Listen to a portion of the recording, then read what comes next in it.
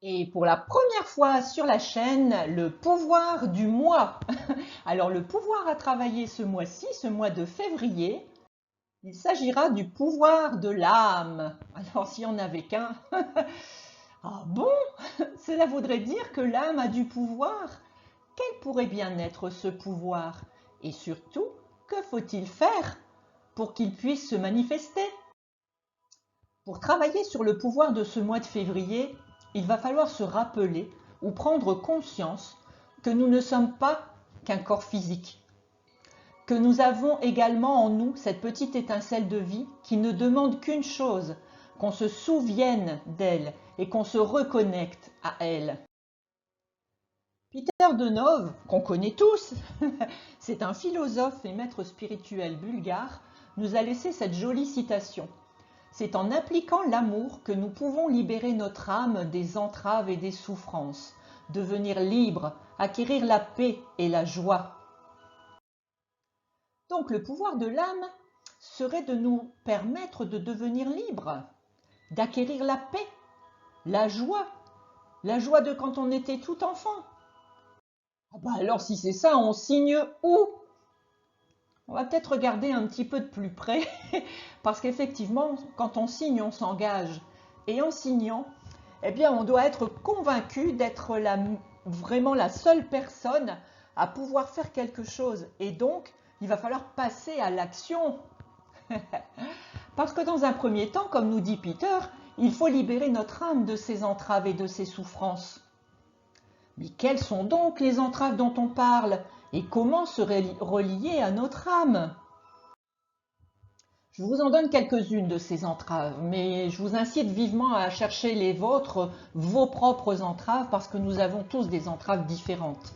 Alors, je vais vous nommer quelques-unes comme ça, le karma, la peur, les croyances limitantes, les étiquettes, le schéma familial, les blessures, le manque de confiance, le doute. Mon Dieu, il y en a plein. Chut. Si vous venez suivre la formation Le voyage d'une vie, on en parlera et on travaillera dessus. Pour prendre plus conscience de notre part divine, il va falloir prendre le temps de se poser dans le silence. Hé hé, coucou, me revoilà avec ma méditation. De fermer les yeux pour mieux voir à l'intérieur de nous et de faire ami-ami avec notre mental. Ça aussi, on le voit dans la formation dont je vous parle très très vite. Mais tout cela ne se fait pas en un jour ni même en un an. C'est une prise de conscience et un changement radical à porter sur beaucoup de choses et peut-être en premier sur nous-mêmes d'ailleurs. Bref, finalement, c'est le voyage d'une vie. Et pour vivre pleinement, vraiment, de façon véritable, en arrêtant de mentir à soi-même, de mentir aux autres, eh bien pour vivre ce voyage, le seul chemin à suivre, c'est celui du cœur, celui de l'amour. Cet amour qui est en chacun de nous depuis notre naissance, depuis notre arrivée ici-bas. Je vous rappelle que nous sommes ici pour aussi nous élever, sauf que nous n'avons pas devant nous tous le même escalier, ou en tout cas un escalier avec des marches différentes, et que l'entraide est vraiment de mise en cette période si difficile.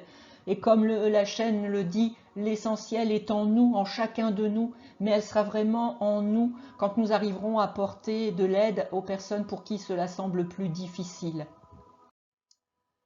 Alors l'introspection du moi posera sur la question suivante, qui suis-je?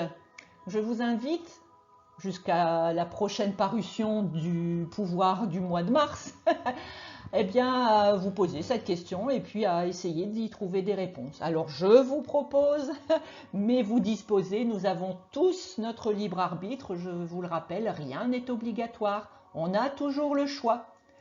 Mais en fait, nous sommes vraiment tellement marqués par notre métier, par notre corps physique, par nos possessions. Hein. On se trouve des fois trop, des fois pas assez. Un mal-être s'installe dans le temps et crée une distorsion de la réalité. Et nos perceptions dépendent même davantage de ce que nous représentons aux yeux des autres que de ce que nous sommes vraiment à l'intérieur de nous. Ainsi, nous avons oublié que nous sommes avant tout des âmes qui vivent dans un corps physique et pas l'inverse. Et le pouvoir de l'âme est immense. Seul l'ego nous limite. Mais on peut apprendre à travailler avec lui. Ça aussi, on le voit dans l'information. Eh bien, mes petites poussières d'étoiles sur cette proposition d'introspection. Je vous envoie plein de bisous, plein d'amour et je vous dis à très vite.